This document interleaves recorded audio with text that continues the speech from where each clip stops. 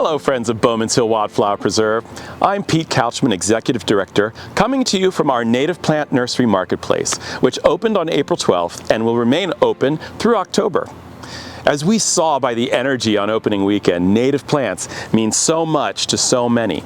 I couldn't think of a better place to record this very important message to you. This preserve inspires everyone in so many different ways. We inspire on our trails. Have you seen our 12 new interpretive signs yet? We inspire in our classroom, virtual and in person. Have you registered for any programs lately? And we inspire right here in our nursery marketplace. Have you purchased any native plants this season?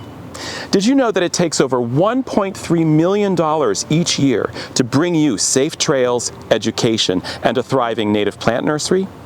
Please consider making your gift to the preserve this spring and join us in our goal to inspire conservation action right here in our community and beyond. Visit bhwp.org and make your gift today. Thank you, and come see us soon. There's a native plant with your name on it.